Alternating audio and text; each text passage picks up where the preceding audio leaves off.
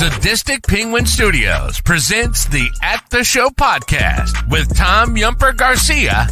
Okay, you people sit tight, hold the fort, and keep the home fires burning. And if we're not back by dawn, call the president. And Tony Tulsa Burt. I don't know this industry jargon, YP, MP, whatever, okay? All I know is that I cannot get a record contract. We cannot get a record contract unless I take these tapes. It's almost time, so grab a drink, get your popcorn ready, and join the film discussion with two guys from Chicago talking movies.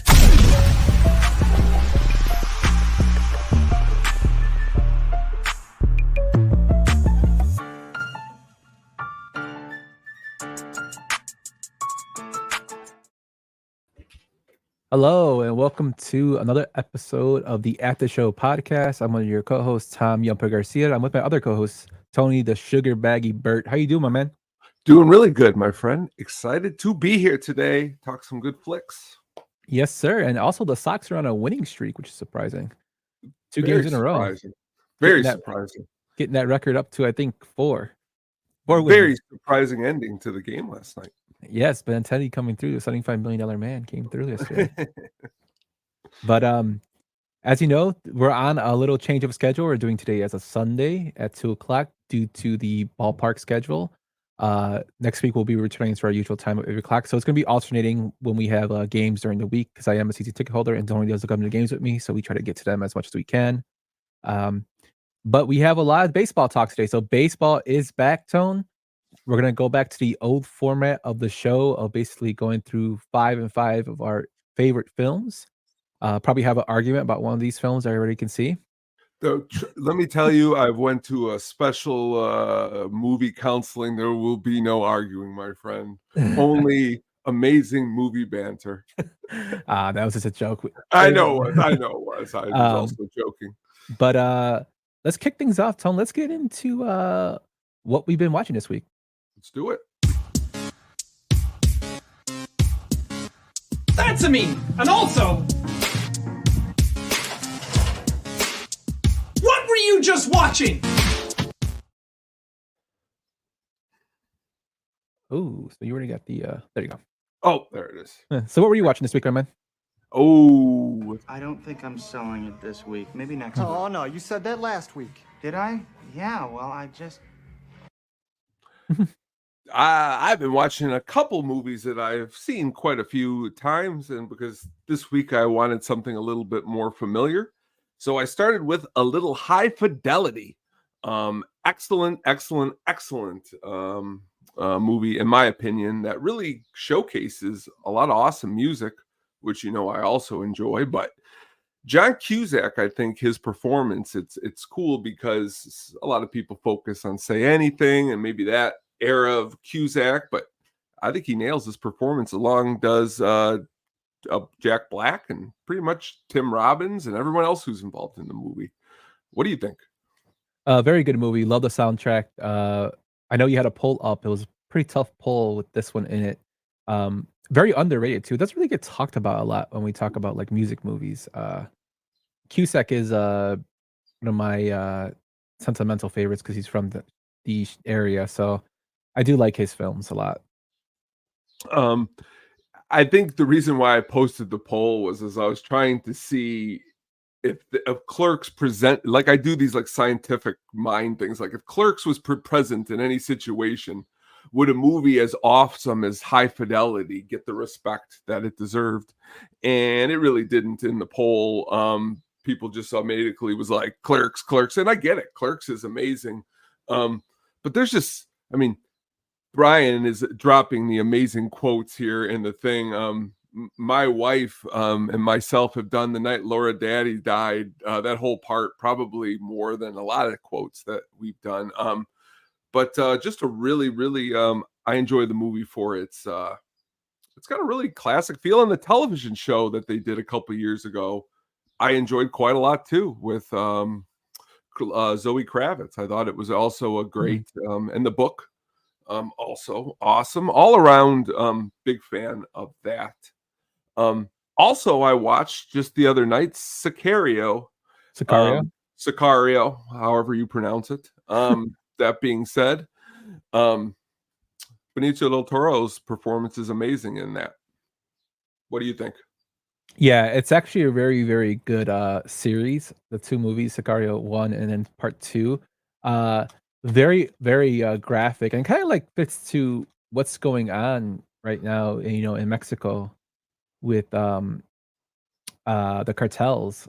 It's a little more fabricated story, but I liked it a lot. I liked actually both the films, and I was hoping they would create a new one coming soon, but this the second one kind of leaves off a cliffhanger. But yeah, this one's the one that like I think has a gripping story. It's pretty graphic and shows like kind of turmoils of what the cartels can make people do. Especially Benicio del Toro's character. I really like Yeah. this movie a lot. Josh Brolin's character I thought was also very awesome, as is Emily Blunt. Mhm. And I like the sequel, but I think the original is just a little bit better. But Mhm. overall, good movie. What have you been watching? So I watched two films. The first was the one that you were telling me to watch, which was Alien Covenant. So I did watch it. I liked it. I think I actually liked it better than Prometheus. Hmm. Uh, but so it kind of gave me a little ramped up for Romulus coming up. Uh, so it surprised me because I finally watched it completely through and I liked it a lot. The second film I saw was a film that actually my mom happened to be watching when I came home from the train. She had her day off and she was watching Small Soldiers of all films. A film that me and my brother watched as a kids about the little toy soldiers that are made up from microchips, super intelligent microchips that basically make them so smart. Yes, hello, Ellen. I'll shut up. It has a interesting cast and a young Kirsten Dunst, Kevin Dunn's in it. This is Phil Hartman's last role. You have the old man from Gremlins. I can't think of his name off the top of my head. In the film, what do you call it? David Cross is in there. Jay Moore. You have Dennis Leary. Yeah, it's a pretty interesting film. The funny thing is that have you seen this film, Tone? Yeah, I still have the cassette from a long, long time ago with Yeah. the cool Disney box. It came in one of those cool Disney Yeah. boxes. Great movie. Yeah, the funny thing about it is as now as I'm in developing in terms of coding, when he gets the name Gizmo as his password and he uses it, that turns out to be his coworker's password, he uses it to get into the database. I'm like, "That's so fake as shit." I was I'm like, my mom's like, "What?" I'm like, "You can't do that. That's not how it works." And I'm just me being that like back then I think, "Oh," but now it's like, knowing no better, no better. I guess they put it there as a plot hole, but it's just me being me. But I love this film. It brings back brought back a lot of good memories, and it's a very entertaining film. Very awesome. Very awesome movie. Alien Covenant, back to that really quick. I'm glad you enjoyed it because I was curious of what you would think of that. Very deep movie, I thought, as is Prometheus. I love Michael Fassbender's performance, playing dual roles in that movie. Glad you enjoyed it. Yeah, Yeah, it was very nobody enjoyable. wants to hear your technical talk. Nobody wants to hear that at all. Oh well, Brian.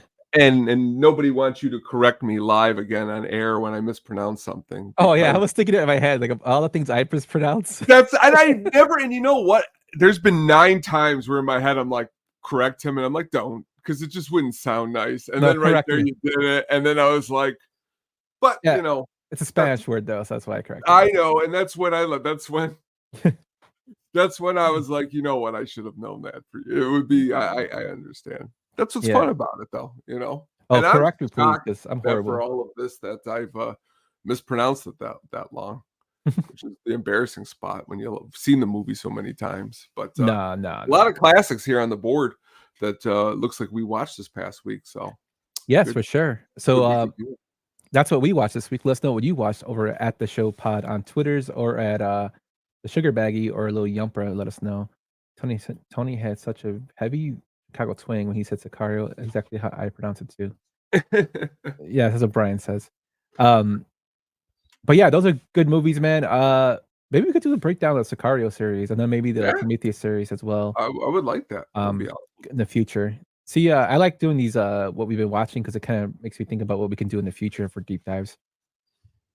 So many, even like when we go through these 10, I'm sure you'll be like, one day we could do this movie. For sure. Awesome. Yeah, so a little preamble before we get to our list. This is just our list. If you don't agree with them, let us know what yours are. It's up for a discussion. What we like, but you might not like, and what we both like, we might not like it at all. um, and we also might disagree on movies that we like, and vice versa. It's so This is not like a definite list. We're not film snobs out there. We like what we like, and you like what you like. So that's just the way the film should be. With the baseball season coming up, well, already started. We figured we'd do a baseball show to kind of like, I guess, put the stamp on the first full month of baseball. So we're gonna pick 5 movies of each that we both like that are baseball related, and discuss them in a little bit. Yeah, So I'm pretty excited to because I try to pick, not, I mean, there's the movies you picked would be some that I wanted to pick. That's why I was excited when you sent me your list. I'm like, okay, I don't have to pick that one or that one or that one, and I can expand mine a little bit more. Excited to talk about these movies. for sure, man. So you want to get into the first one? Let's do it. You tell him you're sure I'm going crazy, but I want to place 10 big ones on the Reds for the whole show. I'm laying bets for Rothstein. You're laying bets for me. A thief and Joe don't know it, but he just given me a loan. Well, then what's left for the players? Jimmy, you know what you feed a dray horse in the morning if you want a day's work out of him? What? Just enough so he knows he's hungry. 1988's Eight Men Out, directed by John Sayles, who also plays the role of Ring Lardner in the movie.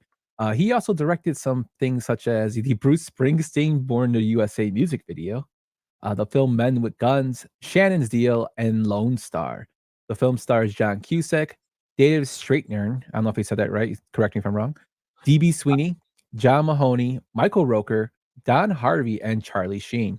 The movie had a box office of 5.6 million and a budget of 6 million. So the reason I picked this film is happens to be my favorite baseball film of all time. I know it's weird, but when I first saw it, I believed I saw it on WGN in the playback, and I automatically went to the rental store and rented it. And we actually bought it on VHS. I had it on VHS and I have it on DVD and Blu-ray. I love the fact that it's set in the old time Chicago. I love old period pieces about baseball, and I think this one actually holds true to the way it was done back then. All-star cast in this film. It's a little cheesy, but I do find it funny that you have a Cubs fan playing a White Sox legend in John Cusack playing the role of third baseman. Excuse me, Buck Weaver. I do love that Christopher Lloyd makes a small appearance in here. Just like small characters in this film are like awesome. Charlie Sheen's in this film, and he doesn't have a big role, but he's in it. Michael Roker, another person that I really loved in this film. Just a all around good, top to bottom good film. I thought gave you basically the gist of the story, gave you what was happening within the Chicago White Sox at the time, a little history behind it, and dramatized it a little bit up, for you that you felt bad. Also, it's been parodied in so many films, and TV shows after it. It actually caused a big baseball boom after this film. So that's why it's one of my favorites. What do you think, Tom? Great movie. All around great cast, as you stated, from Michael Rooker all the way to Cusack and Charlie Sheen. And every time I think of DB Sweeney, I think of Fire in the Sky. So when I think of this movie, again, he's playing an opposite character to that. Great all-around movie. I like the way the scenes are filmed on the baseball field. I like the way all the scenes are actually filmed in the whole entire movie. Gives it a really good classic feel. I thought it was a really good first pick here. Even just here in the picture, it makes you actually feel like they're not actors. They actually are that team, 1919, 1918 team back then. Really awesome. Yeah, and it's crazy because this film was actually in production hell for like 10 years. Sayles, who actually directed, said he really wanted Gene Hackman and Martin Sheen to be in the movie. It took about 10 years for this movie to be made. It's kind of amazing. He had his son Charlie Sheen play center, and David Strathairn was actually cast to play Shoeless Joe, but the movie passed along. They cast him as Eddie and got DB Sweeney to play it out. It's it's pretty crazy how it's based off a book, of course, but how they brought it to life.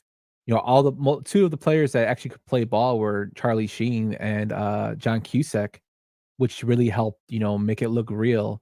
Also, they had like the backstory of them with Arnold Rothstein and Sport Sullivan that I thought was really well done by those two characters that played two great character actors. And Dick Cusack, the father of John Cusack, actually makes a cameo in the film. He's actually the judge in the trial, which I thought was very interesting. That's awesome. Yeah, all around great film. I really like it. You kind of feel bad for Joe Jackson in this film, as well as Buck Weaver. I just thought it was like all around well done. And anytime it's on, I watch it. I still pop it in just to have it on. During baseball season, it's like a tradition for me. Yeah, the guy in the parking garage in the Ferris Bueller. Yeah, he's also in Super Mario Bros. And he's also the original drummer of Sonic Youth. Yeah, that is true. Mhm. Who's Sonic Youth bassist today? Kim Gordon is celebrating her birthday. So what a tie-in right there. Yes, sir. But yeah, the film was awesome. If you haven't seen it, I highly recommend you guys checking this one out. Definitely. But that was my pick, Tone. Let's get to your pick. You know that? Bullshit. It was you, Raj. You did it. You son of a bitch. And nobody can ever take that away from you, neither. No matter what bullshit they try to tell you, that record's yours. 2001's 61, directed by legendary comedian Billy Crystal. He also directed Here Today, Forget Paris, and Comic Relief.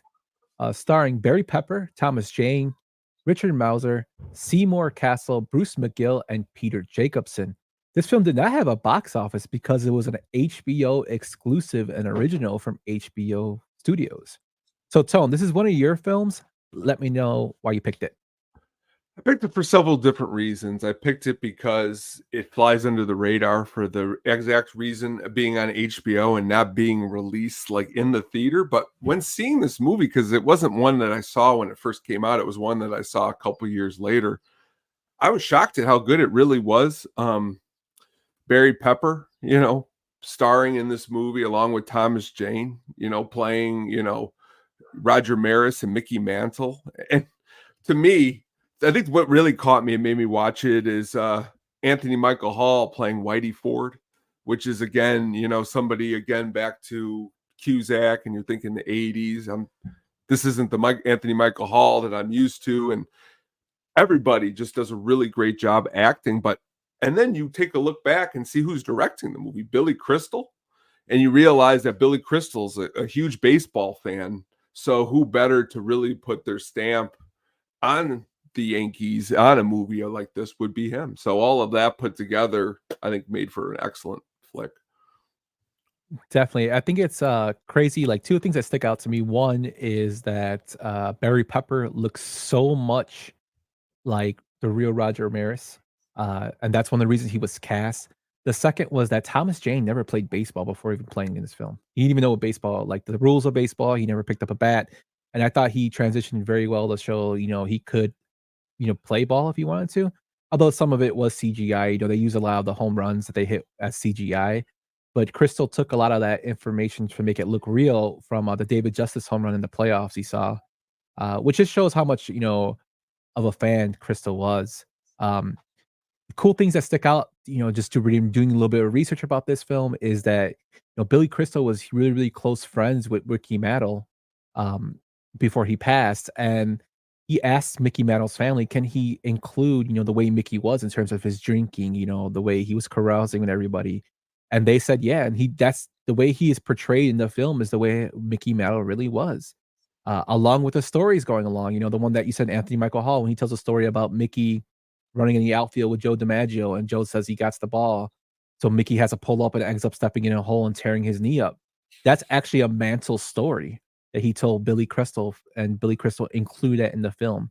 I think this film is probably one of the best baseball movies, if not the best baseball movie, done.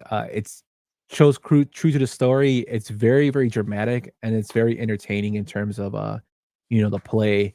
And it just shows how good of a big of a fan Billy Crystal is by giving his love, to the game by portraying this for HBO. And also Peter Jacobson as Artie Green is a complete asshole, which I love. It just makes you hate that writer, and it's just all around done really, really done well. Oh yeah, I mean Richard Mazer from The Mm. Thing is in it. Chris Bauer from The Wire. I mean, Mhm. I'm a big fan of when actors like this show up and do a great job. And honestly, the story itself too, really just an awesome story because these guys were on the same team where they kind of compared it to the whole Sammy Sosa, Mark Mark McGuire McGwire. race for when that came out. But this seemed a little more personal than that because these guys were together playing, and this movie did a good job, I think, explaining all that. Yeah, and he shows, like, the real, relationship between the 2 and the, catcher that used to live with them as well. Yeah. Um, it's a really entertaining, and, like, Thomas Jane, I think, steals the show. Like, He Barry does. Pepper's very good, but Thomas Jane as Mickey Mantle is just awesome. Great one-liners. You can see him struggling with his, not only his health, but, his own psyche in terms of, like, who he is. Uh And you kinda see how, they both, are treated differently, like, in terms of personas, like, it's Barry Pepper's character, Roger Maris, is more, standoffish and more private, while Mickey Mantle's more outlandish, and it kinda, reflects on how his teammates treat him. Although they're both loved by their teammates, one's preferred over the other, we find out. Just really well written and really well done, and I'm really happy that this movie was made, and it's pretty surprising it was made for an HBO exclusive, because I think this would have made money in the theaters if it was out on movie theaters. I'm wondering kind of why, that's kind of the route at the end of the day. I mean, I know why, but at the end of the day, why wasn't it at the theater? Because a lot of more people would have heard of it, I think, and it's not just about ticket sales or money. It's about getting a good movie like this so you can know the story and stuff like that. Yeah, for sure. It's a classic, man. If you haven't seen this one, check this one out. If you have HBO Max, I believe it's still on there. Um, but yeah, they filmed it at Old Tiger Stadium and they changed the seats. That's right, Brian. Because there was no accurate documentation of it, meaning how Yankee Stadium looked in the 1961s in terms of seats. When he faced the dilemma, a production designer, Rusty Smith, was told that Billy Crystal actually had an old bleacher seat from Yankee Stadium at that time. And though the seat was completely painted blue, he smelled a found chip of green on it that proved that the Yankee Stadium was green. So stuff like that, like Billy Crystal adding things like that in there, even adding in Tom Candidati to come in as Hoyt Wilhelm to face Roger. That's actually a real knuckleballer from the old days, in the 90s to come in and throw the knuckleball to show some realism to it. It was all great stuff. Well, Brian brought up also, the Mhm. filming of Anthony Michael Hall portrays, left-handed pitcher Whitey Ford, but the way the scenes are filmed, Mhm. the actors were wearing a reverse insignia with the numbers, and Yeah. it's filmed just like Lou Gehrig in The Pride of the Yankees with Mhm. Gary Cooper in 42. Cool stuff like that. Yeah. It's a great film, great pick, man. When I saw this one, I smiled because I'm like, man, that's a really, really good one. Yeah, yeah, good one, man. But let's move on to our next one. Here is a swing and a drive toward left field and deep. Oh boy. No way, too high, too high. It is gone off the reservation. A grand slam home run for Haywood. Looked like a strike anyway. Where you go? Too high? What does that mean, too high? Too high.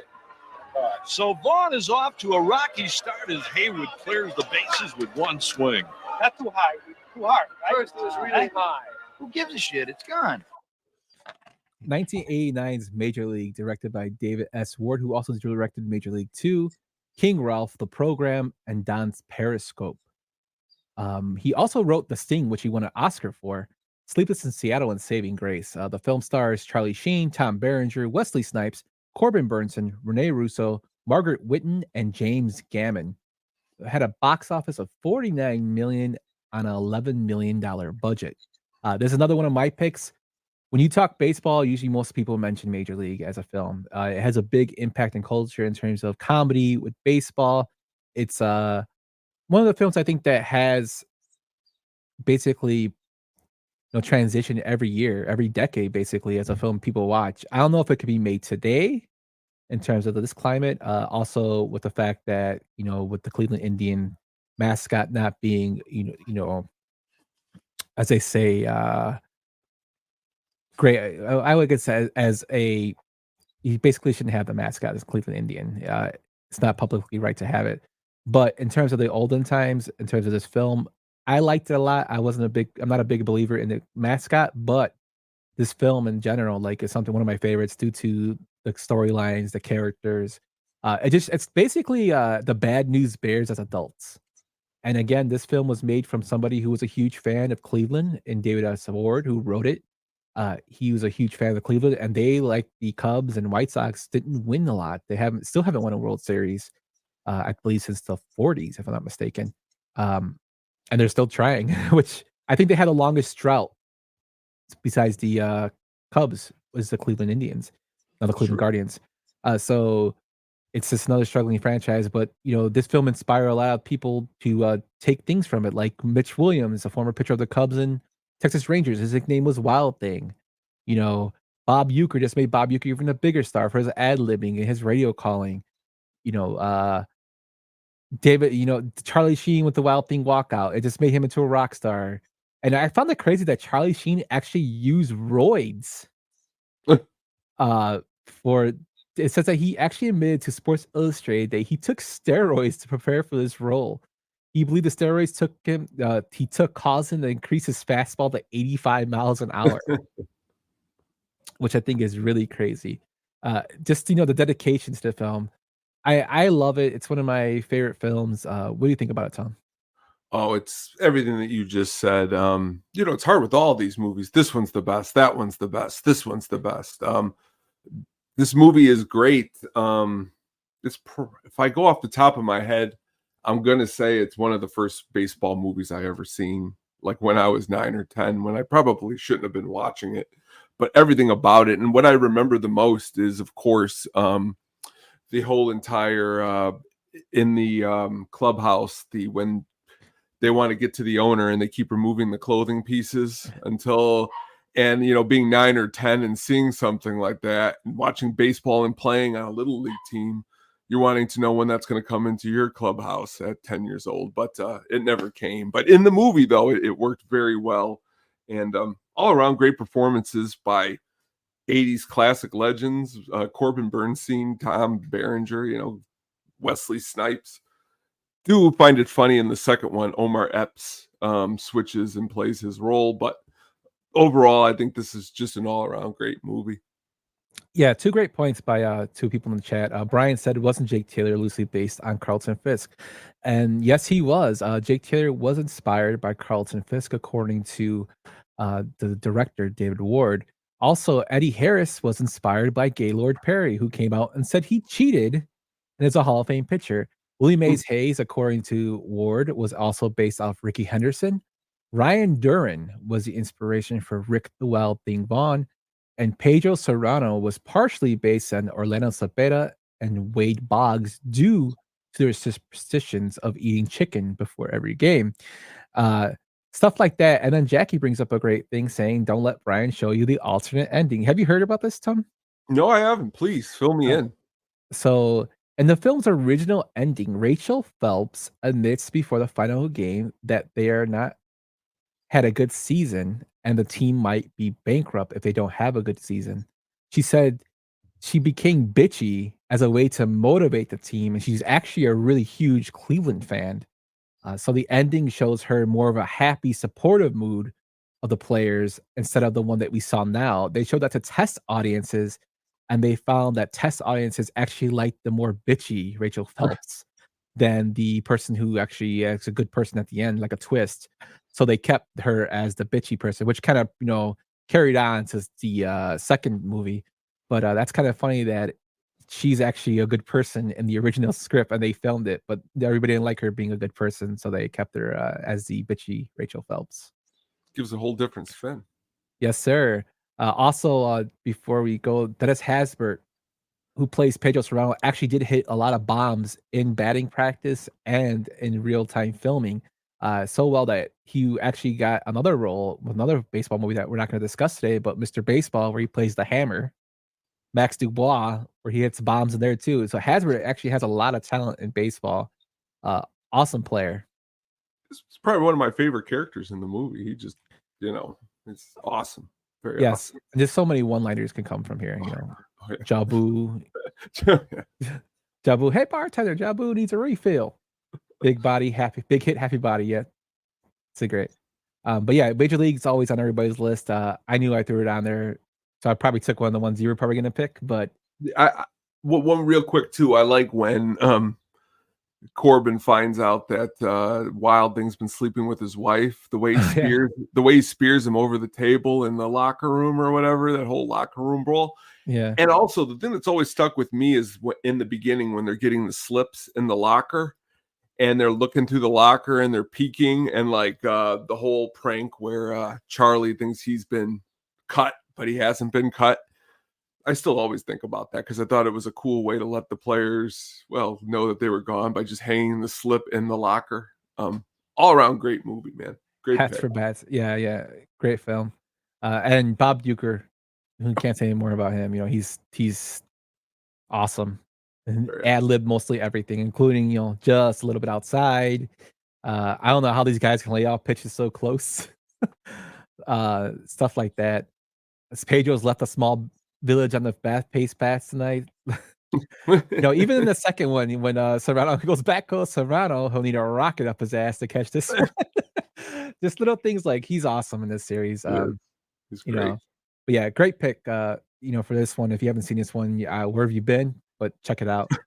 But we got another one coming up that Tony picked, and I really, really am excited that you picked this one.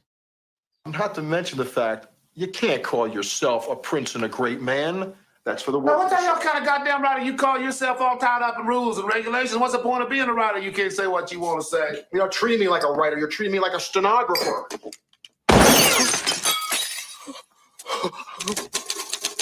That a prince and a great man has fallen this day. Has a certain ring to it. It certainly does. I thought you might like it. It's yours. It's a gift. From me. Cobb, 1994's Cobb, directed by Ron Shelton, who also directed Bull Durham, White Men Can't Jump, Tin Cup, Play to the Bone, Dark Blue, and Hollywood Homicide.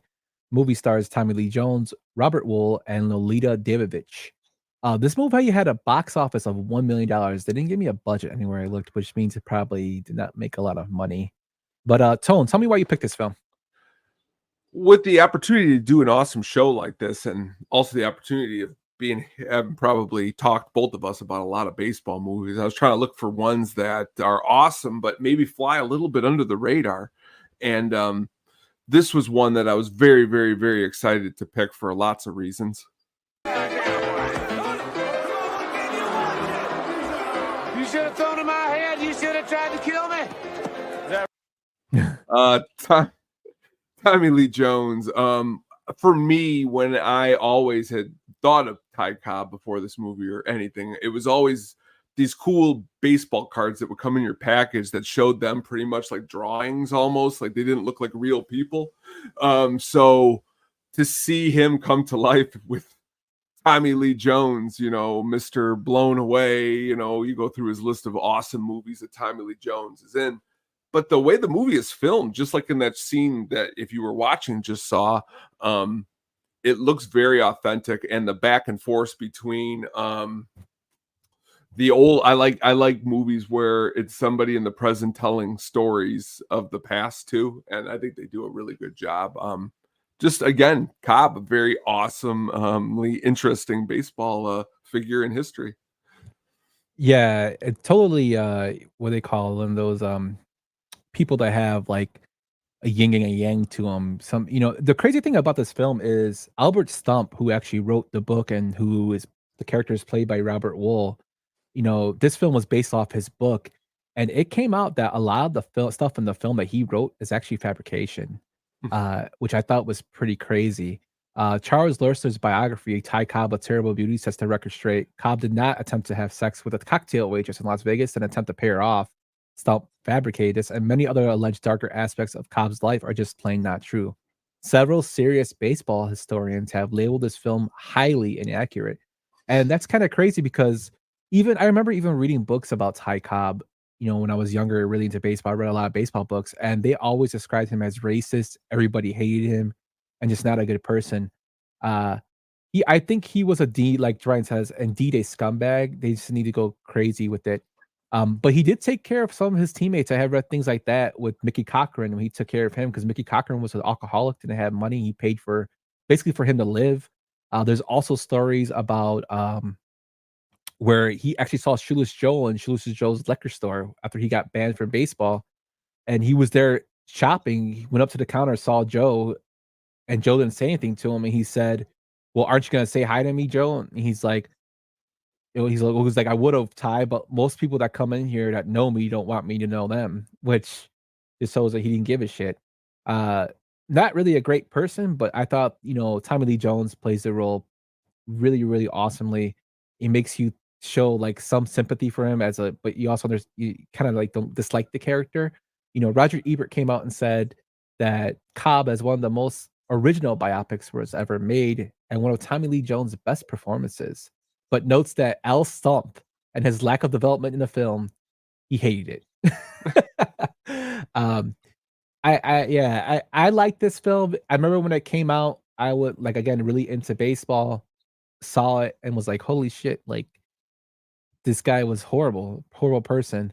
And now learning that it's been a little bit more fabricated, kind of explains it. But there are some funny scenes in here, especially when the guy tells him, how would you hit now, Mr. Cobb? And he's like, I say about 270. And he's like, oh, that's pretty surprising because you're, back in your day, you hit like 360 and whatnot. He's like, why would you say you only 270? He's like, because I'm 64 fucking years old. just stuff like that made me laugh. The dialogue is very good. And I do love the black and white shots. I thought Tommy Lee Jones played the character perfectly. And I really like Robert Earl, in Arliss. And I liked him in Bull Durham. I did like him in this film as well, even though Ebert didn't. Is it a great film? No, but it was enjoyable. My sister's husband, when I met him about 16, 17 years ago, he's pretty much the one that introduced me to even a bigger love of baseball and the White Sox. Him and his family introduced me to two movies, 8 Men Out and Cobb. And both of these movies, I think, are awesome because, again, it shows, as you can see even in this picture that's on the screen, it's Cobb and Roger Clemens. They were, pieces of baseball history that are marked with, even if Cobb, the movie, is 50% correct, still, that's pretty awful to be 50% correct on some of the stuff that he was a part of. So interesting to see these being filmed. Also very interesting, until doing research for the show, didn't realize, again, I didn't really ever look at who directed Cobb, but realizing that Ron Shelton was involved in so many other sports movies could also be why that, Cobb is filmed pretty awesome. And it wasn't like it was filmed by somebody who didn't have their hand on sports films.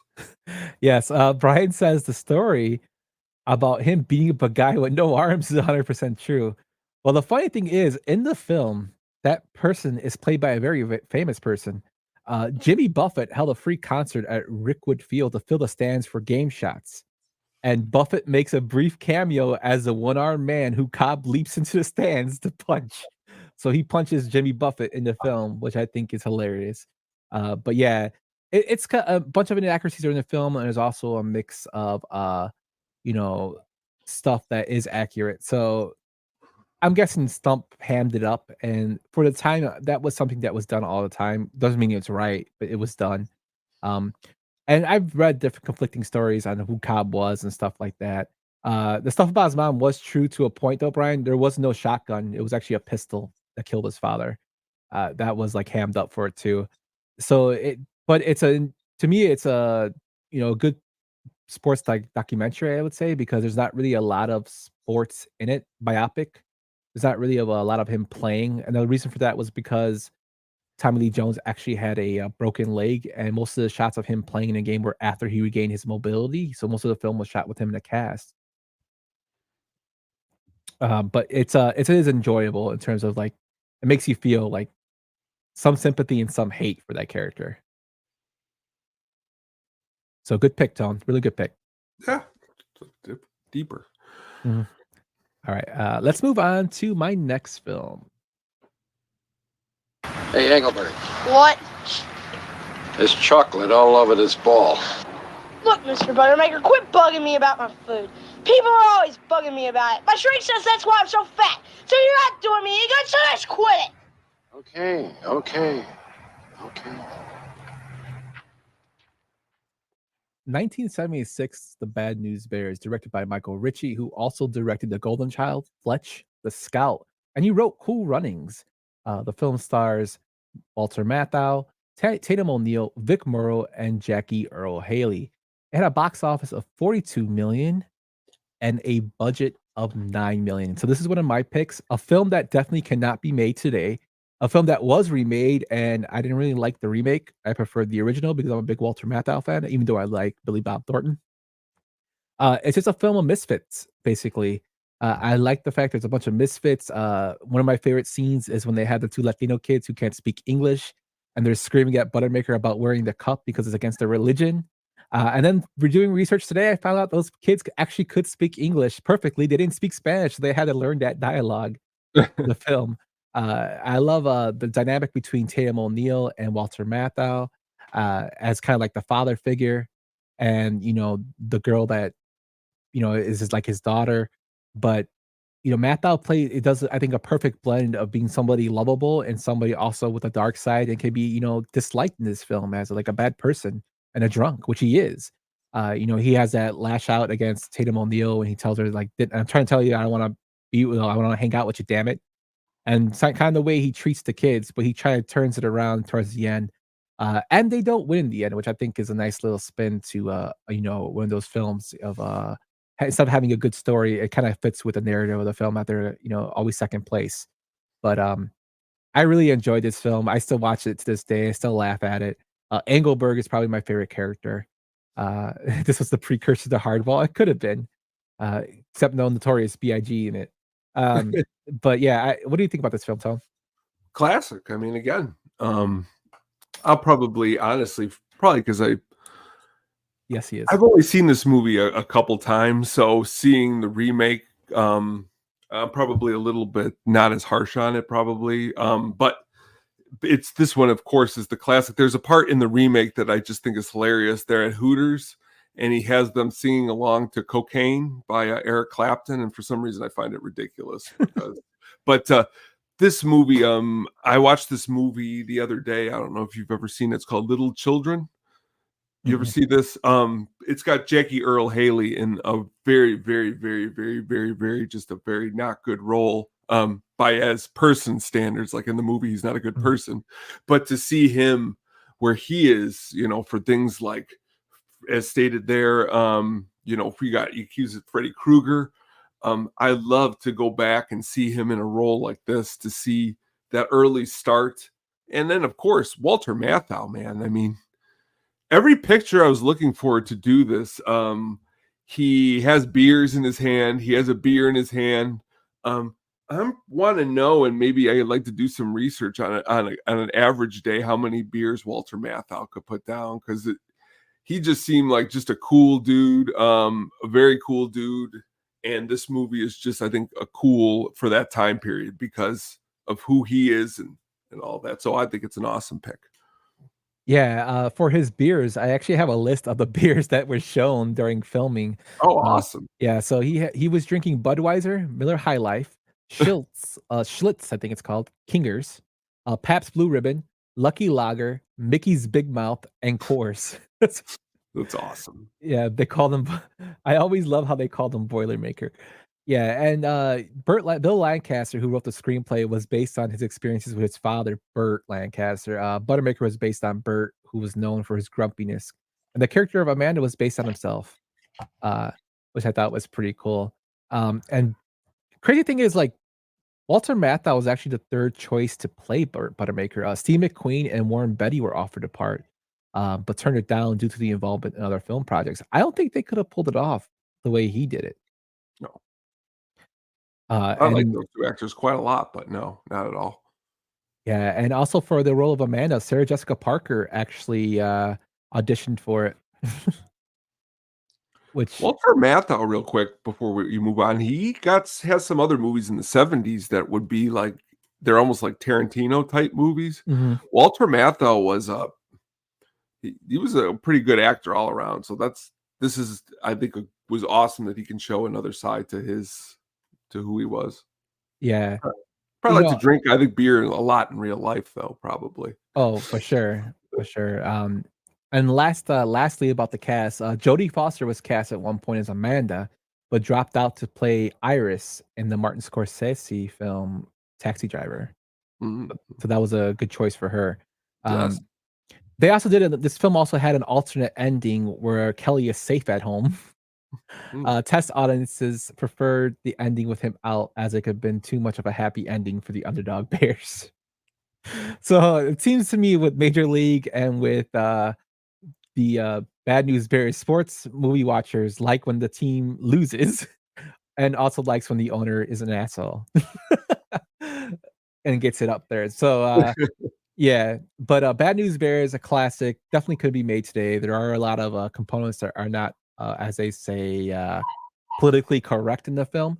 But for its time, I thought it was hilarious in just the role of Buttermaker and the misfits that he has.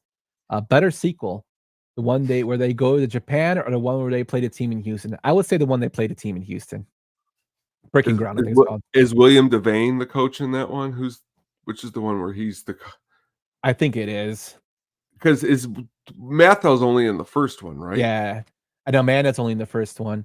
I think it's William Devane. He plays what's his name's dad. Is it Breaking Training we're talking Breaking about? Training, yeah, Breaking Training, yeah. Yeah, it's William Devane, yes. Yeah, that's probably the best one, in my opinion. The one they go to Japan was just weird. Yeah, it's I don't know. And I think Ogilvy played is in all three of them, along with Jackie Earle Haley. He's in all three of them. And I think the second one they have Carmen Manzini as the pitcher. Yeah, I've seen these films a lot, so that's how come I can remember. But I would go with Breaking Training. What would you say? Oh, I would say probably Breaking Training. I think it's kind of like the police academies. The deeper you get into the series, Hey, Citizen on Patrol was good, man. Citizen on Patrol. Okay, well, I mean, it's good, but I mean, it's kind of like the Friday the 13th. You know, I really enjoy Takes Manhattan, but is it as good as 1, 2, 3? Probably not. But I mean, it's what Takes Manhattan's a classic, bro. No, but if you haven't seen this one, check this one out. I prefer to watch the original, not the remake, and then watch the remake and let me know what you prefer. But let's get into your next pick, Tone. How you doing, Ace? Anybody been on base? Nobody. Nobody? This I ain't seen much of. Me neither. Chappie? I never have. 1999's For Love of the Game, directed by Sam Raimi, who also directed the Evil Dead series, the Spider-Man first trilogy, Darkman, The Quick and the Dead, Drag Me to Hell, The Gift, and more recently, he directed the Doctor Strange in the Mouth of Madness, Multiverse of Madness, starring Kevin Costner, Kelly Preston, John C. Reilly, J.K. Simmons, and Gino Malone. This movie had a box office of $46 million on a budget of $80 million. So it did not make a lot. Tony, this is one of your picks. Tell me why. For the again, a different side of the baseball. I remember being in high school and my buddy had a bunch of DVDs, and they're all like Pulp Fiction, Godfather, Goodfellas, and it's like For the Love of the Game. And I'm like, what is this? And he's like, it's actually not that bad of a movie. I always remember him saying that. And then I sat and watched it, and I actually enjoyed it quite a lot. I like I said, this is like Cobb, where they're looking back. This is more like looking during the game at pieces of his life while he's pitching this game. And I found it to be very interesting also because this director has just directed so many movies. I like his movie, The Gift. quite a lot, and to see this movie fit into all those others that you mentioned. Kevin Costner, I mean, I wouldn't think he's ever made a bad sports movie, but I'm sure that would be a debate probably for some people. But I like this movie quite a lot. I know I wouldn't put it as good as probably his other ones, but I just thought it was a good movie to look a little bit deeper because it doesn't get talked about as much. And John C. Reilly, as mentioned, is awesome in the movie. A lot of good performances in the movie. J.K. Simmons is awesome in the movie. Even seeing someone like Brian Cox in this movie from Succession, a lot of good performances. The original Hannibal Lecter. Yes, Manhunter's a great movie. To me personally, I think this is probably his second best movie in terms of baseball. Okay, I really like this film. That's awesome. I know it's a love story kind of in this, but I do like Sam Raimi. I like the kind of like the trials and tribulations of Superstar. What he goes through in terms of the challenges he faces. You see kind of the character of Billy Chapel and how he basically always put his career first and his team first before and his own personal stuff, and you kind of see him changing throughout the film. With that, there are some little tidbits and like love thrown towards Bull Durham. When he says in the eighth inning, just don't think, throw. That's actually Raimi was playing a piece of tribute to that film. I found that hilarious when doing research for this. According to Kevin Costner, Yankees owner George Steinbrenner was becoming agitated that the Yankees could be seen losing in the film based on a film that was filmed at Yankee Stadium. Costner said he was able to calm Steinbrenner down by explaining that Billy Chapel, and not necessarily the game itself, was the major movie's focus. Costner also explained that the game would mean nothing to the Yankees and that it wasn't played as a winner-take-all scenario. Costner convinced Steinbrenner that in the movie's universe, the Yankees would clinch the AL East division the next day, keeping alive their World Series chances. Costner said that he later received a 1999 World Series ring as a thank you from George Steinbrenner. So George Steinbrenner did not like the Yankees losing, which is totally a George Steinbrenner thing. And Draft Day is an excellent movie. We don't talk about Draft Day being bad here. Thank you very much. I didn't want to say anything, but thank you. It's a classic cheese. I love it. Yeah. Also, J.K. Simmons is a huge Detroit Tigers fan, and he plays the manager of the Detroit Tigers. He also looks like my father-in-law. So I love films with him in it. I love the fact that all the players on the Yankees were either minor leaguers or I think there was one actor, Michael Papajohn, who does have a baseball background in the film. And there was actually a person that played for them called Scott Pose, who for baseball nerds is the first person to ever bat for the Florida Marlins franchise, which I thought was pretty crazy. Meg Ryan and Helen Hunt turned down the role, but I think Patricia Kelly Preston's acting in here, her chemistry with Kevin Costner was really, really good. I don't think they could have kind of filmed it. I liked the film a lot. I thought it was very good, well done. It has a nice blend of sports and back end story, I think, and that's really, really makes the film good. Kelly Preston's great in Twins too. Yes. Yeah. And also stated here in the which makes me think of all the times that my mother would play the Bodyguard soundtrack in the car when we would go places. So I've actually never sat down and watched the Bodyguard, but maybe I should. I watched it. It doesn't live up to the soundtrack. The soundtrack is awesome. The film itself, no. Although my wife will disagree with me because she says yes. But I mean, yeah. But I like this film. Again, Sam Raimi kind of off of doing something different.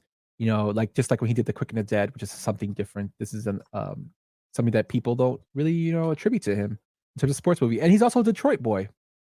He's from Michigan, so it's kind of like his favorite team. He directed a movie about it, which I thought was pretty cool. So if you haven't checked this one out, check this one out. In my opinion, it's Costner's second best baseball movie.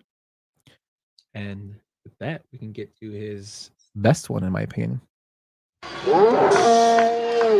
the ball. Well, he really hit the shit out of that one, didn't he? Held it like an egg. Yeah, and he scrambled the son of a bitch. Look at that. He hit the fucking bull. Guy gets a free steak. You having fun yet? Oh, yeah, I'm having a blast. Thanks. Good. God, the sucker teed off in that like he knew I was going to throw a fastball. He did know. How? I told him. Bull Durham, directed by Ron Shelton, shot in 1988 and starring Kevin Costner, Susan Sarandon, Tim Robbins, Trey Wilson, and Robert Wool. The movie had a box office of $50 million on an $8 million budget.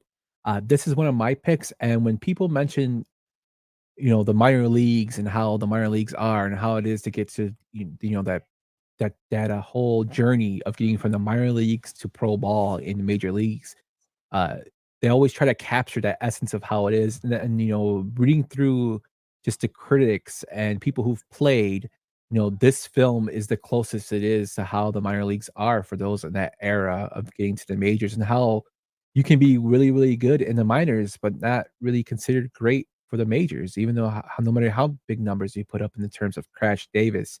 I think this film captures the essence of it. A comedy film with love story in it as well, but it kind of shows that aging, grizzled veteran teaching the young rookie, and then how they basically chew you up and spit you out at the end, how they let him go. And when Nuke's actually ready to go to the majors, they cut him. Another great thing I love about this film is that, one of my favorite actors of all time, and he's in one of my favorite films, the great Kurt Russell, actually helped Ron Shelton write this film, was actually going to star in it as Crash. But when Costner was cast and did the role, he was so impressed, he wrote fan letters to Kevin Costner, because Kurt Russell had played minor league baseball in the 70s. So he kind of added little things to this film. It's just a lot of iconic things in this film that, make the Durham Bulls, so famous today, because they would have just been known as a minor league team. Now with this film, they're known as, like when you think of minor league teams, the Durham Bulls always come to mind. What do you think about this film, Tom? It's a cocksucking call. You call me a cocksucker. No, I call me I said it was a cocksucking call. You can't throw me for that. That whole scene right there is probably one of the greatest sports scenes. My favorite. It's hard. This is in my top. Definitely, I would put it in my top 3. And my favorite Kevin Costner sports movie for everything that you just said too. I think the way the movie is filmed, I think the movie is fun. It's a really fun movie. On top of showing all those things that you said, is just Susan Sarandon for me. Really awesome role. There's not a whole lot you can say about this movie. I mean, definitely an amazing baseball pick. Yeah, man, and just reading about, people who were considered for this film, like Jeff Bridges and Don Johnson were turned down the role of Crash. Carrie Fisher and Deborah Winger auditioned for the role of Annie but backed out. David Duchovny was considered for the role of Nuke. Charlie Sheen was considered for the role of Nuke Lelouch, but he was already committed to another movie at the time, 8 Men Out, which this film was kind of in dormant. And once 8 Men Out came out, it kind of like popped off the whole baseball craze of Major League and all the other films. But yeah, like even Sybil Shepherd and Bruce Willis were, in line to play Annie and Crash, but they changed it to they turned it down to do Moonlighting. So I mean, this could have went a whole bunch of different ways, but it didn't. And I'm glad the cast is. It's a classic movie. It has so many memorable quotes. The bull, which is something that was actually added for the film, is actually kept at the stadium after it, which I thought was hilarious. So inspired the way the stadium changed there. Just like the little things of the guy who's like, don't guys, don't hit the ball to me. My girlfriend put a curse to my mitt. And then Nuke's like, give me your fucking mitt, I'll take it off. He's like, no, you gotta cut a head off a live chicken, which again we see used in other films, as far as voodoo. Stuff like that, like little superstitions, which is known in baseball. If you played baseball, people have it. Nomar Garciaparra is a living superstition. Always tapped his bat twice, tapped his toes, fixed his wristbands every time he took a pitch. It's considered one of the number 5 of the 10 greatest sports films in America, which I thought was pretty crazy by the American Film Institute. It's a classic film, and when you think like baseball movies, Bull Durham has to be on top of that list, right, Tom? You gotta put it up there. It's definitely gotta be there. I mean, probably not gonna talk about it today, but I just think for me, it's a far superior movie than Field of Dreams for a lot of different reasons. Yeah, But I agree. now that you've mentioned I mean, just off the head, his sports rankings for me, the only movie that I think would go in between For the Love of the Game and Bull Durham isn't a baseball movie, but I think it's Tin Cup. I think he does a really good job in Tin Cup and Draft Day, and then I would probably put very at the end what I just said, Field of Dreams, but Bull Durham right there at the top. Yeah, and Brian says Robert Wool coming to the mound and giving the wedding gift ideas. It's a classic moment. Jackie with the candlesticks always make a nice gift. That was actually inspired by a real conversation Robert Wool had with his wife. That was ad-libbed into there, which I thought was hilarious. So great that you guys are catching on to that because you're giving me more stuff to throw out, which I thought was pretty funny that Robert Wool actually had that conversation with his wife that candlesticks make a great gift, and he ad-libbed that into the film. But yeah, definitely, I like this film better than Field. I think Field of Dreams is probably on my end of my list too. It's a good film, but I think it gets overhyped, in my opinion. But Bull Durham is one of my favorites. The only church that feeds the soul days, the Church of Baseball. Yep. And it also, it says like little baseball terms like duck snort, a ground ball with eyes. I love that when he's explained to him about, and then how he explains how, the difference between hitting 250 and 300 is a extra ground ball. One thing, and it just shows how statistics and little things like that, like luck, kind of plays into you getting to the show. Huh? But yeah, just one of my favorite movies, and I still watch it to today's day. I think it's it's transitioned, and It has. lived it pretty well. Yeah, that's a career. Yeah, Jackie, that's a career. Yeah, it's it transitioned very well into the newer generation. But let's get into your next one. And I know somebody is going to be extremely happy you picked this film. Take your hands off. Hey, stop pushing, All right, just ask. What the fuck you pushing? I'm at you! Both of you, down in front! Fuck you! Down in front, now!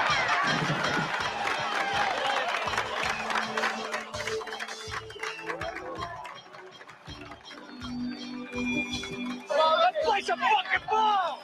You all right? What's your fucking problem? You old busybody?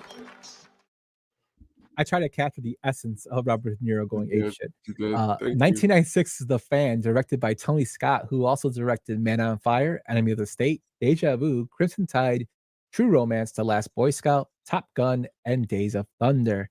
The movie stars Robert De Niro, Wesley Snipes, Ellen Barkin, Benicio del Toro, and John Leguizamo. It had a budget of $55 million and a box office of $42 million. Tell me why you like The Fan so much. A buddy of mine who tunes into the show from high school, lives about 4 hours away from here. He and myself, his dad took us to the movies to see this movie, and for me, it's everything from the Stones blasting in the beginning. De Niro's character is just a big Rolling Stones fan, so there's a lot of Rolling Stones in it, all the way to Benicio, back to my Benicio del Toro amazingness. Had another buddy who always did this scene, and he always recreated the scene when he was in the shower and the press comes in there, but it's De Niro, and he's like, "Are you the press? Get out." And the way he would say it with his voice, I can't do it that well, but hey, Bobby, it's De Niro somewhere crazy like Cape Fear, but doesn't fall into like the Goodfellas mob category. And Wesley Snipes, which, what's crazy doing the show is I'm thinking, oh, Wesley Snipes, he was in Major League. I put so many connections. Robert Wool is in both Cobb and, Bull Durham. And I don't know why I didn't put together that before doing the show. But again, just the performances, so many different things. I like the movie quite a bit. Yeah, it's kind of funny you say Wesley Snipes because I didn't mention this when we went over Major League, but Wesley Snipes is a horrible baseball player. In Major League, the reason we never see Willie the Mays Hayes throw the ball is because Wesley Snipes couldn't throw the ball correctly. And I think it's hilarious that he plays this big, big hitter in this film. And, John Kruk, who was an extra, actually went to the director, Tony Scott, and said, yeah, Wesley Snipes does not look convincing the way he's swinging that bat. And he's like, he's telling Tony Scott, like, you don't really know too much about baseball, do you? Because in the dugout, you got a bunch of books in there. He goes, nobody would ever have that in the dugout like that. And Tony Scott told him to go away. He's like, he ignored him. Crazy thing is, Cal Ripken Jr. actually served as a consultant for this film. And the first time he met Robert De Niro was listening to the audio tape of Robert Bardo, who was a stalker and later murdered Rebecca Schaffner. The reason he was doing it was because Robert De Niro is a really big method actor, and he wanted to see the mindset of a stalker. Jack Nicholson turned down the role of Gil. Brad Pitt turned down the role of Bobby. He wanted to play Gil. Al Pacino was considered for the role of Gil. Mike Piazza was offered a role in this film. He turned it down. Mike Sadek, who was a former San Francisco Giant, was actually the body double for Robert De Niro when they're throwing the ball. Because I was watching it. I'm like, man, De Niro's pretty like rifling the ball pretty good there. And then I found out it was a body double, so that explains a lot. It's is it a great film, baseball film? No, but it's like nostalgia for me because I remember when this film came out.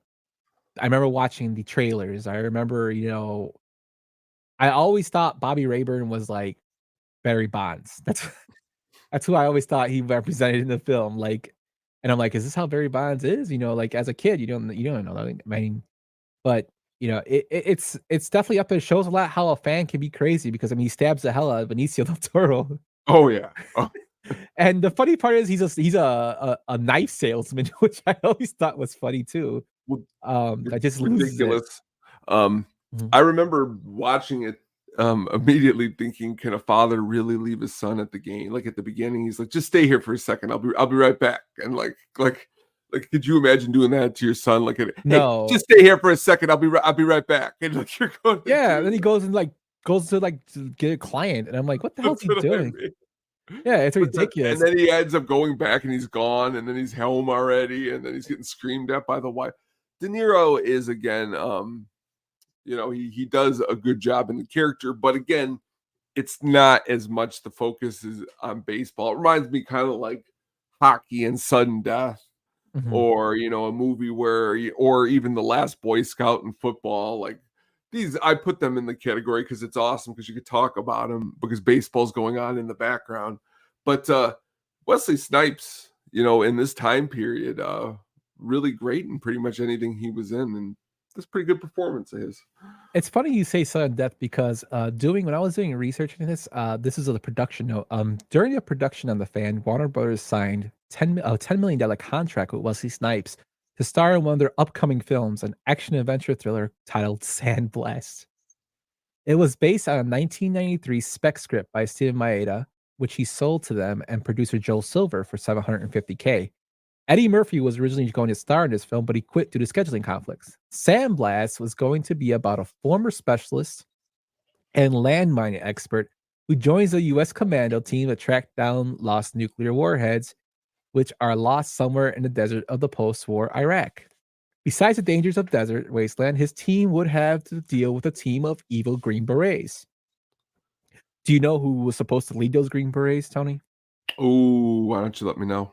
Jean-Claude Van Damme. Oh, there's the connection we were looking for. Yeah, but Warner Brothers decided to cancel the film because they weren't sure of their both Snipes and Van Damme's box office potential. And I'm like, what are you talking about? Like, Van Damme did Time Cop, and Snipes already had done Major League, so I don't, you know what I mean? Yeah, I don't know. I would have watched the film. It probably would have been horrible, but I would have watched it. Heck yeah. I mean, I still remember the huge cutout for Double Team with Van Damme and Rodman. I mean, this would have been probably better than that. Oh, for sure. Definitely. And one last thing I want to ask you, Tone. So Tony Scott turned down the movie The Rock to direct this film. Do you think he made a good choice? Well, let me spell it to you like this. Generally, I would say no. No, he didn't. But Tony Scott's like foray into other action movies is like he could have lost on missing out on an action movie to do this movie. But any other director, I think it would have been an extremely, extremely huge loss. Yeah. Brian says obviously yes. The funny thing is Brian and well now you and Beef Loaf are the only people I know that constantly talk about this movie. The only reason if I never had seen it in the theater originally with my friend, and it was just a movie I found like on the shelf somewhere, I don't think it would have stuck in my head as much as it has. But I'm also a big fan, as you know, of like the Roadhouse ridiculousness, and this kind of somehow falls into that. I mean, it's nowhere like this isn't where I really do believe Bull Durham is actually an excellently acted out movie around the cast. This movie is more of like everybody showed up to work and got to ham it out the most, and Tony Scott's filming style is chaotic at times, so it's like all that mixed together. Yeah, I like it's all right movie. Like I don't hate it. It just makes me laugh that like you get and the first thing B-Flow said, Brian, when you drafted this film in the baseball draft was Bobby when I saw him. One last thing before we move on too is I think it was still a time period where De Niro was still such a strong actor that if the script was weak, he was good enough to make up for the weakness in the script, where he started doing movies where the script was weak and then his acting style isn't as good as it used to be. Look how Pacino's really, really, really like that. And that's why Righteous Kill or whatever with both of them is an extreme train wreck, because it's just like bad. Yeah. They try to recreate Heat with that one. Oh, yeah. But yeah, so talking about movies that don't really get talked about a lot, we can go on to my next one, which really doesn't really get mentioned a lot when we talk about sports movies. Wait a minute. McGreevy, 1 o'clock. Thank you. Thank you so much. Come on, baby. Oh, that's too easy. His head's so big, it's not even fair. Need one. Sweet. Give it 3 feet to the left. Bum's way.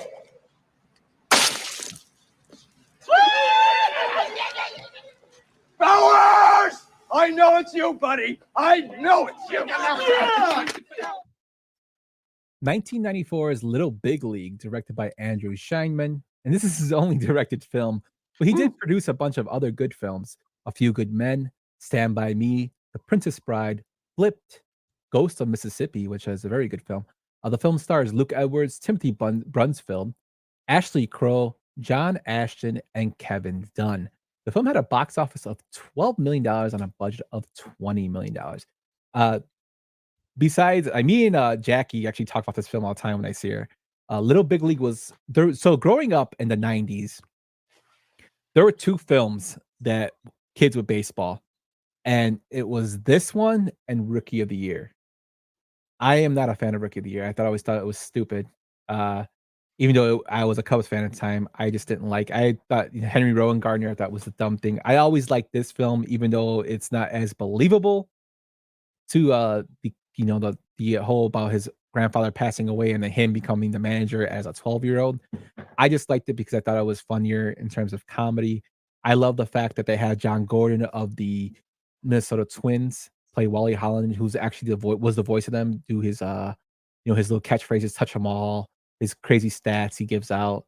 I love that they had Ken Griffey Jr., probably one of the most popular baseball players of the 90s in the film. Randy Johnson was in this film. That Seattle Mariners team in the 90s was like my second favorite team. I love the Lou Piniella Mariners. Like those, I watched them. I wanted them to win all the time when they played against the Yankees. And the first time they won the playoff series, I was really, really happy for them. This is a film that always stuck out to me. Me and my brother watched it all the time. We still quote it, with Bowers, Joe Silverman in the film is hilarious. Jonathan Silverman in the film is hilarious. Mike McGreevy, even though he went on to become a character in the Gilmore Girls, Scott Patterson is his name. He actually was a pitcher in the minor leagues before he transitioned into being an actor. So he does have that background. But yeah, it's always been one of my favorite films growing up. Also, Dennis Farina's in the film. And I love him. Oh yeah. Yeah. Classic. So what'd you think about it?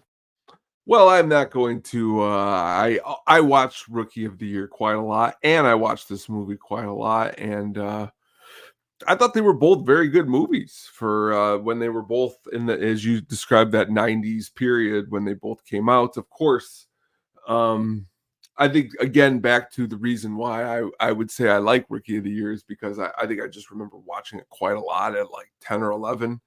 And back to my mind, as you like to say sometimes, you go into yourself. I start to imagine the world where if you did fall on your arm and I used to be a kid, could you throw it that hard? Or in the world of this, can you imagine if you are the manager of a baseball team or something like that? And honestly, being a kid and watching this movie, Timothy Busfield, of course, in my mind, my mom used to watch this show called 30 something in the early 90s, and he was like, it was like young couples going through their couple problems, and then you look further back and he's in Revenge of the Nerds, and awesome roles all around. Kevin Dunn is honestly, a lot of times on the show we bring up Kevin Dunn's name, and just to see him again in another role, love the movie, great movie. I'm glad you picked it because, again, it's kind of a little bit of our theme today as we're looking for movies that are both big, and then we're looking a little bit deeper, and this was a good one. And that's the other one. I'm glad right here. I'm sorry, before you move on, Angels in the Outfield was the third one, because I was over here going, there was 3 of them. That was the third movie that, like, at that time period, everybody, oh, look, we have a sweep. Go ahead, announce it. The White Sox have swept the Tampa Bay Devil Rays. They're not the Devil Rays anymore. They're just the Rays. But I still got hooray for me! Yeah, that's awesome that they did that. They finally won something. Yes, they won something. They won a series. Yes. He gone. More Pedro. For Pedro, yeah, Pedro, Manager of the Year. But yeah, going back to this film, like I think there was like a little bit more, like, I guess, like the child conversation kind of like made me think about it too, like the discussion when they're talking about Batman at McDonald's, and even though they filmed that like for Batman Returns, and then Batman Forever, where Christian go like, yeah, I am really hungry, I gotta go to McDonald's, stuff like that sticks out to me. Also, this film actually has a tie-in to the Major League franchise. You know how? No. How? So in Major League 3, that great movie, Major League 3, Back to the Minors, Corbin Burnson owns the Minnesota Twins.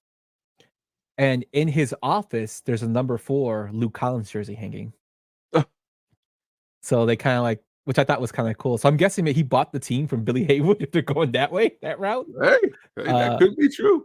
But yeah, I also just, like I said, I like this film because it has the real baseball players in terms of Griffey and Randy Johnson in it, and Lou Piniella.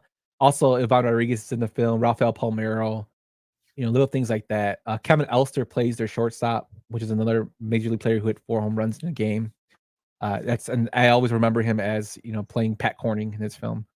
I just, that's why I prefer over the other one, but I can understand why you like the other one as well. A Bill Haywood must be allowed to speak his mind. Yes, that is true. Did you ever see Night Nurses from Jersey? Did you ever see Night Nurses from Jersey? And my wife responded, no. I'm afraid to Google that. Yeah, don't Google that. But it's a part of the film.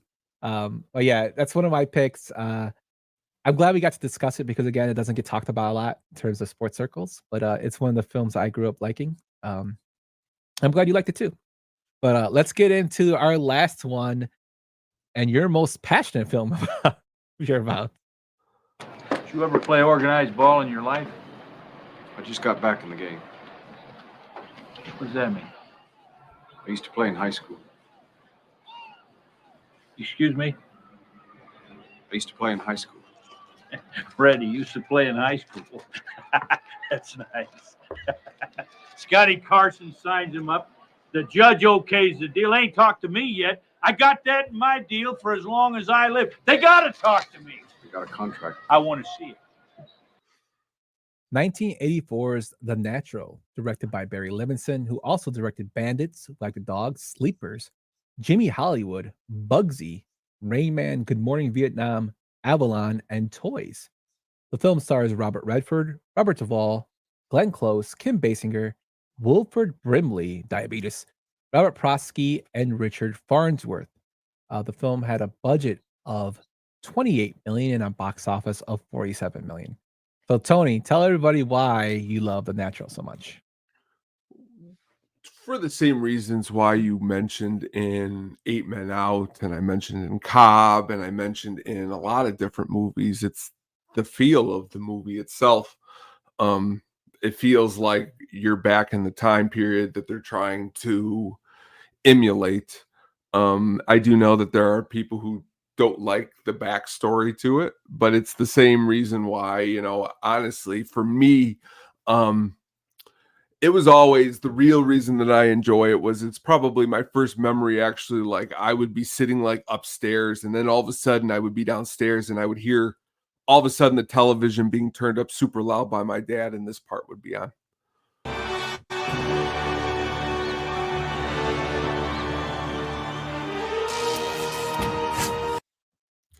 And for me, I think it's hilarious for people who say that they don't like this movie, but last night when Benintendi hit that home run, all those things that were being said and all those things of all the greatness. Oh, it was awesome. Oh, everyone's cheering. That's the same thing in this movie where I feel like is the passion in the movie is that you build up to this ending point where here's this guy who honestly, who the F is he?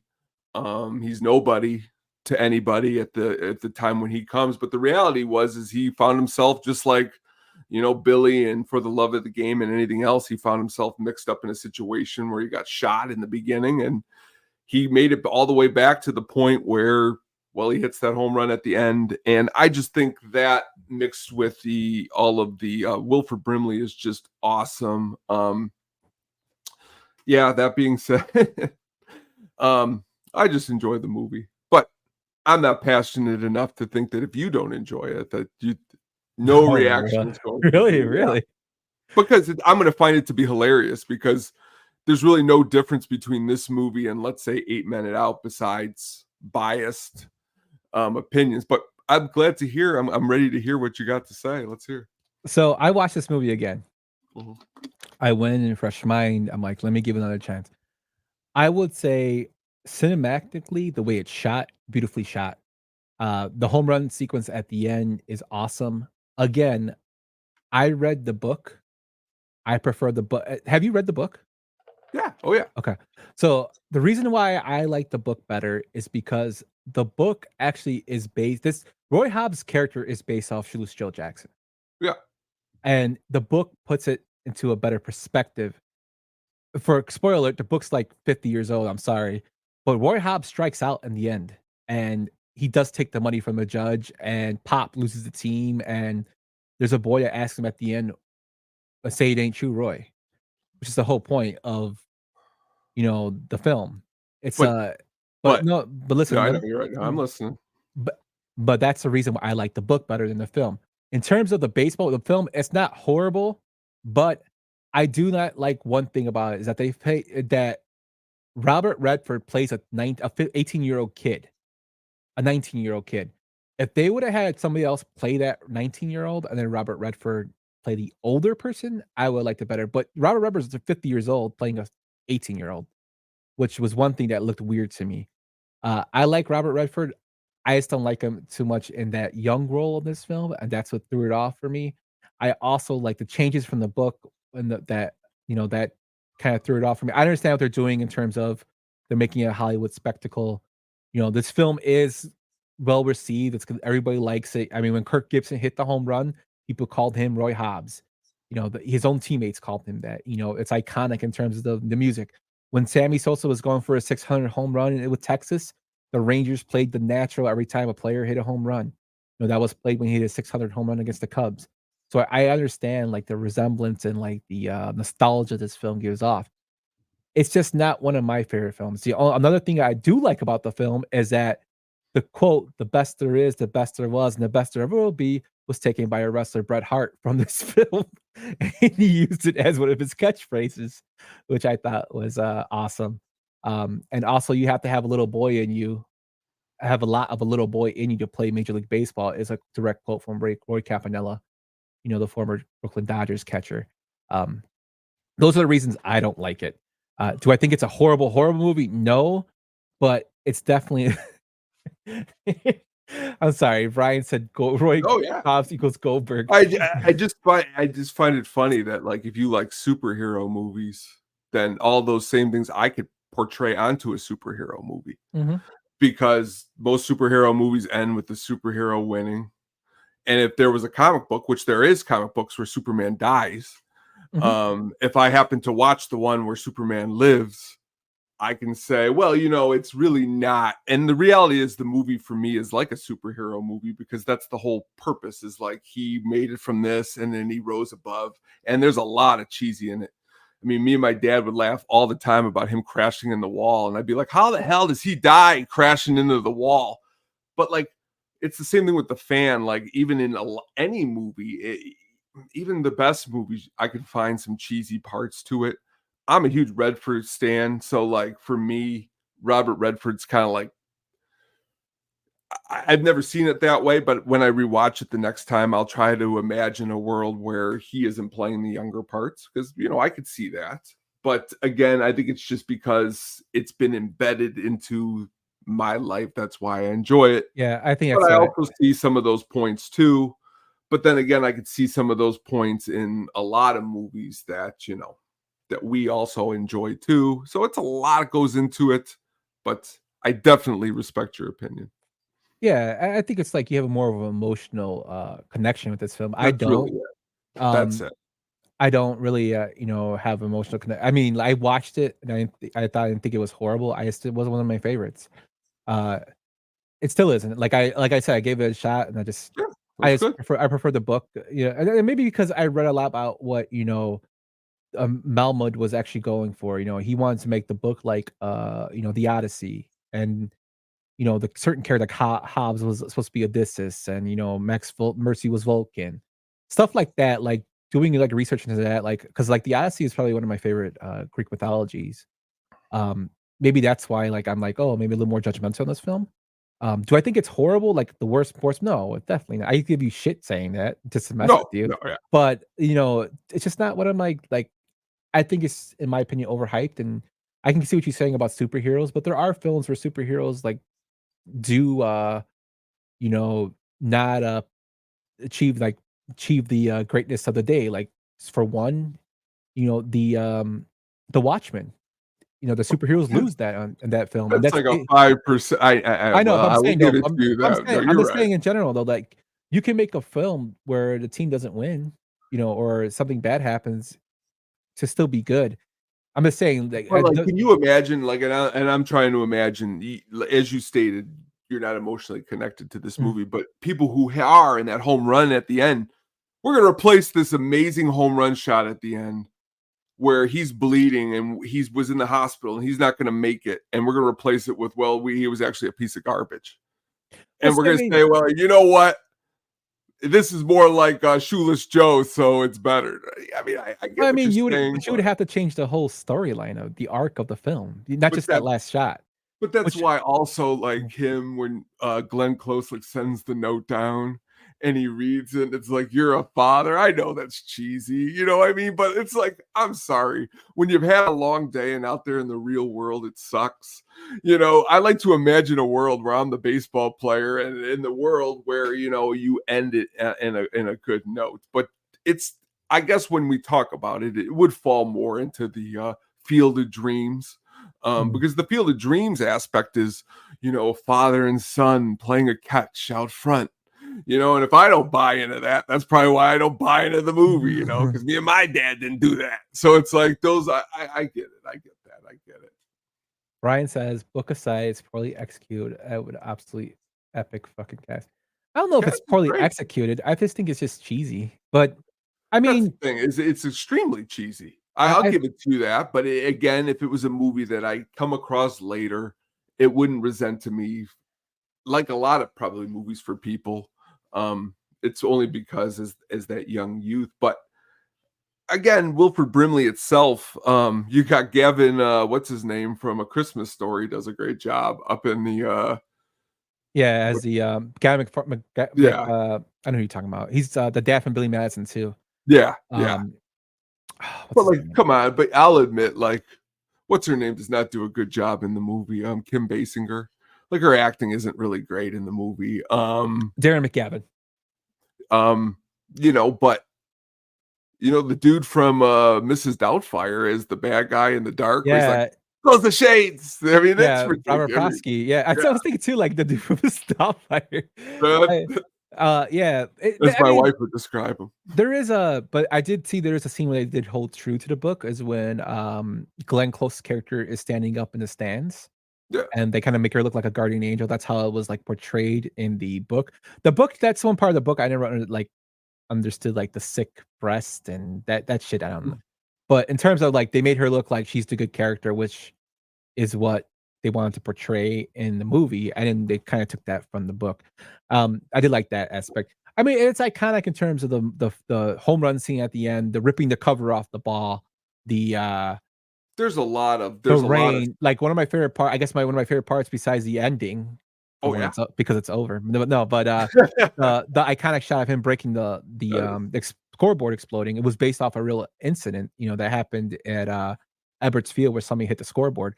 But when he rips the cover off the ball and it's rain, that slow shot of him sliding in the second safe. I always liked that because it's like it showed like back in the day they didn't give a shit. It was pouring rain. You had to play until the umpire called the game. And I thought that was like a nice little shot. And also, Wilford Brimley's probably my favorite character because he's such an asshole in the film. Yes. Hobbs, let me see your bat. Let me see your bat. Oh, you can use it if it's league standard. Richard Farnsworth too, because I think Misery, and him in this too. It's again the cat. I could see some of that you're talking about, but the cast, and all of that, Yeah, so I mean, like I said, one of my favorites. Love it or leave it. Yeah, love it or leave it. Like I said, don't hate it, just not one of my favorites. But I can understand why people like it so much, and it does have a very big following because every baseball person that I've known in my life has seen it, and they either really like it or really don't like it, but they have seen it, and they do understand the significance it has upon a person who likes baseball. But yeah, those are our 10 films. Let us know what your films would be. If you agree with us or you disagree with us or you don't like the fact that I'm not a huge fan of The Natural. Or you like the fact that I'm not a huge fan of it. I don't know. Let us know in the comments of this video or let us know at our Twitters at Lil Yumper and at the Sugar Baggy. So that's our 10 films, Tone. We had a short one today for this episode, but it was a lot of fun talking some sports talk, my man. Yes. So 5 films that people might have known we were going to be on the list, and 5 films that people probably might not have known. So I thought we had a good little mixture of the films that we had chosen. But the next thing we have to get into is what's coming in next week. Let's get ready to rumble! Coming soon. Próximamente. Coming soon. Coming soon. What's coming up, Tone? As we announced last week, this next Friday at 8 p.m., we will be going into Mad Max Fury Road. Right around the corner, we're going to have the release of Mad Max Furiosa. So we decided that we're going to take a look into the last Mad Max movie, which is just an amazing action smorgasbord, Fury Road. So please join into that show next Friday at 8 p.m. Yeah, really big fan of the Mad Max series. Really looking forward to doing a deep dive in this. This will be a traditional deep dive where we actually go through the film for development and then go through scene by scene, as well as some fan theories and critical, response of the film. So really looking forward to getting back into old things. We might bring back a segment as well. We still have to line that up. But yeah, really looking back to get back in the groove, my man. We'll be back at our regular time of 8 p.m. on Friday. So be sure to check us out that day. So really looking forward to this one. And to close us out, we're going to go with the Sugar Baggies soundtrack pick of the week. The Sugar Baggies soundtrack pick of the week.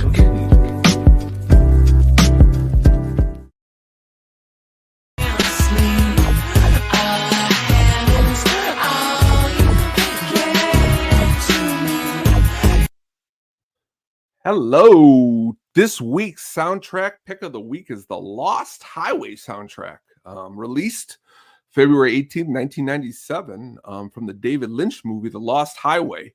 A very, very, very, for me at the time, interesting soundtrack because there is about 23 songs on it, but they're like soundscapes mixed in between songs by everyone, as you just heard, Smashing Pumpkins right there, doing a track called I, which was during their like Adore phase where they were a little more electronic, but also Nine Inch Nails doing The Perfect Drug, which just had a ridiculous music video where Trent Reznor had this ridiculous mustache.